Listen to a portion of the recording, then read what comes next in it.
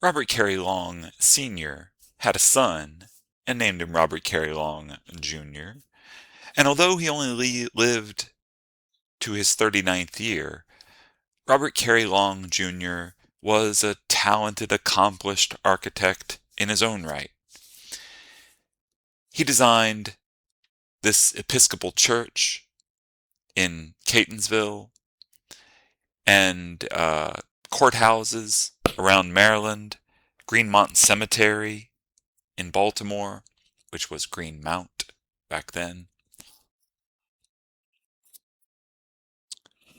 As we move away from the architects for a moment to a religious controversy that engulfed Baltimore for several years, referred to in the papers as the Unitarian controversy.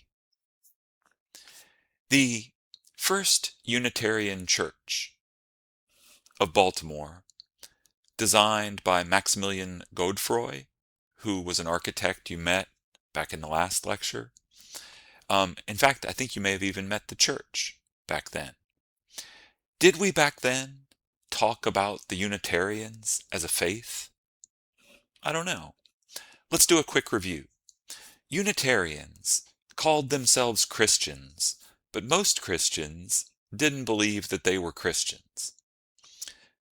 Unitarians argued that there were no miracles in the world, that God was like a watchmaker, that God was the creator. But this analogy to the watchmaker was a big deal for Unitarians. They would tell people that the watchmaker makes the watch and then gives you the watch, and the watch runs according to the rules that the watchmaker made.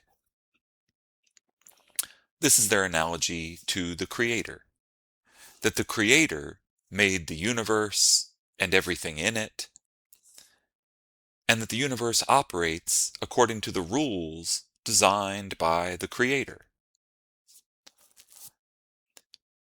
President Thomas Jefferson was a Unitarian in the early 1800s, and Jefferson really captured the Unitarian attitude by going through the New Testament of the Bible and carefully cutting out each miracle and pasting together what was left, which he said was now the truth, because it was stripped of the miraculous. Unitarians had been part of the American religious scene since the Revolutionary era, but Baltimore's Unitarians got themselves in trouble. In 1819, Jared Sparks, the guy whose name is up here, was the minister, if that's what Unitarians call them, at the First Unitarian Church. And he invited William Ellery Channing, who you see here, whose name is over here. Channing, often considered the founder of Unitarianism, came to Baltimore to address the members of the First Unitarian Church.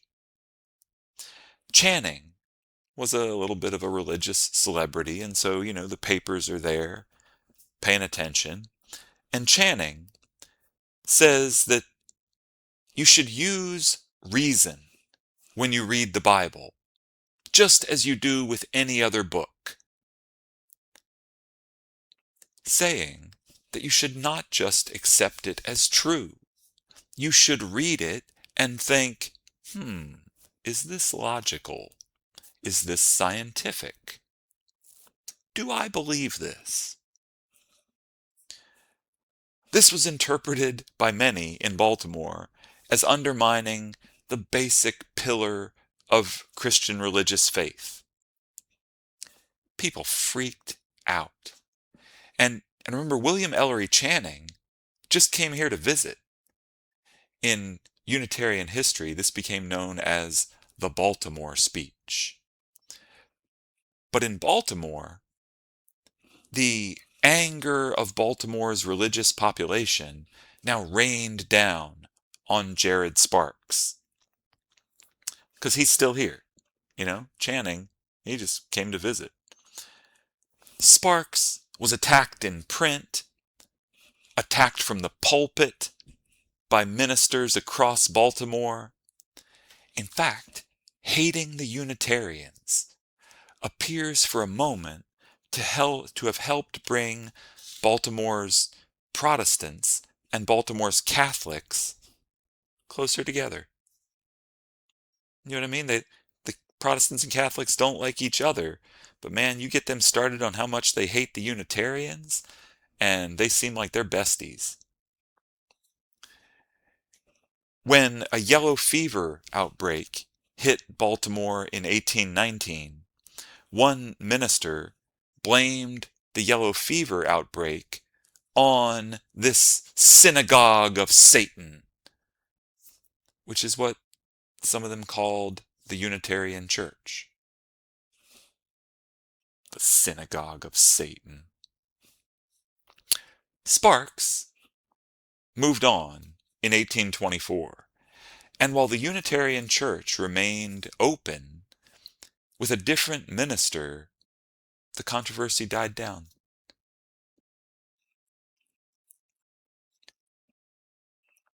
Baltimore also had a thriving literary scene with lots of newspapers printed in Baltimore in the post-war period.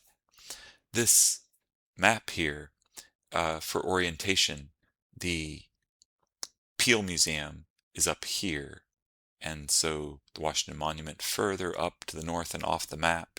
But down here, like south of the Peel Museum, these were all printing offices that you see in green.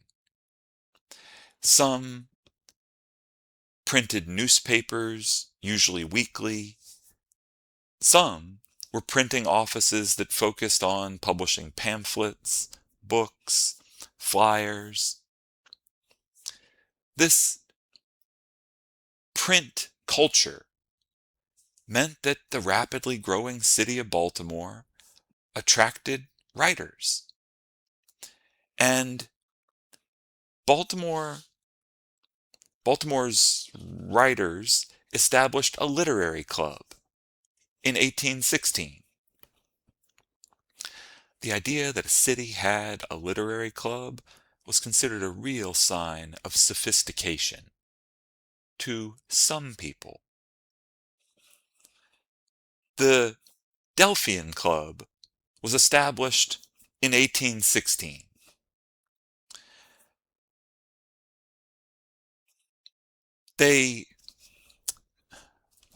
What do writers do? They get together, and sometimes they've written things and they read them to one another, or they read them and discuss. But there's a lot of like smart people sitting around talking. As one member of the club put it, we eat bread and cheese and attempt to solve the problems of the universe. There was also often lots of wine. William Gwynne, who you see up here, was an Irish immigrant and the editor of one of Baltimore's newspapers, the Federal Gazette, which you see up here between Saratoga and Lexington. And Gwynne's house, which you see here from a photograph taken 100 years after the events that we're talking about.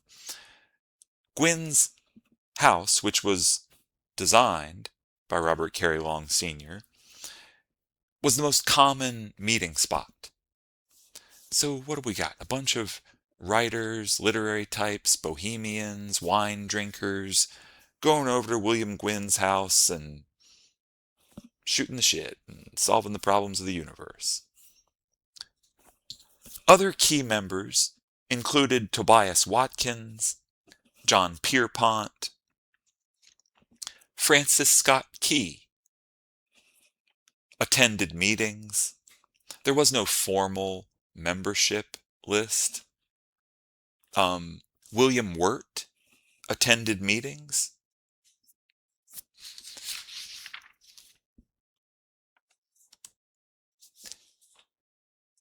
Members of the Delphian Club produced all sorts of writing that, printed from Baltimore, contributed to Baltimore's reputation as a sophisticated city, to the extent that that reputation existed. They had a journal, which they called the Portico, a repository of science and literature, which, collected short writings from Baltimore's literary community, published them in a journal. Members of the group, Thomas Griffith in particular, started to really pursue Maryland's history. Sketches of the early history of Maryland, 1821, and then a history of Baltimore in 1824.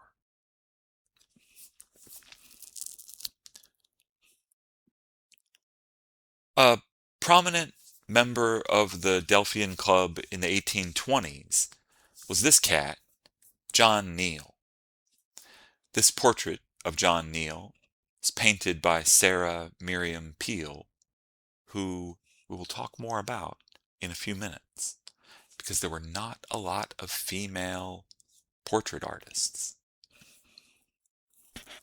John Neal was one of these ambitious writers who came to Baltimore to be part of the scene. He was from Maine. I think that's kind of wild. Maine at this point was just recently an independent state of its own, which we'll talk more about in a little bit. Until 1820, Maine was part of Massachusetts. But that's where Neal had grown up. He had read about this literary scene in Baltimore and moved down here and became a pretty prolific writer, publishing a lot of stories, including this story called Randolph, which I have not read in full, but I want to whenever I have some time, because this story, Randolph, was apparently about William Pinckney. And you know who's going to read this story? Regni. Randolph is apparently about William Pinckney without naming William Pinckney, but it was such an offensive depiction of William Pinckney that Edward Pinckney, William Pinckney's son, challenged John Neal to a duel to defend his father's honor. And John Neal, who's from a Quaker background, a writer, he's like, I don't fight with guns, I fight with a pen. And I don't know that that was John Neal's voice, but I'm sure that was Edward Pinckney's idea of John Neal's voice. Pinckney published this is like putting someone on blast in the 1820s, saying that John Neal didn't have the courage to give me satisfaction. He wouldn't stand up for himself. It's fun. You can read through it. Neal resigned from the group and really left the literary scene after apparently some kind of sexual indiscretion. I don't know what that was, but the fact that there are vague stories about a sexual indiscretion without specifically naming what it was make me think that that it was John Neal with another man. which is the way that those kind of things often get described in the 1800s. On the edges of Baltimore's literary scene is the guy who today is kind of most associated with Baltimore's 19th century literature, Edgar Allan Poe.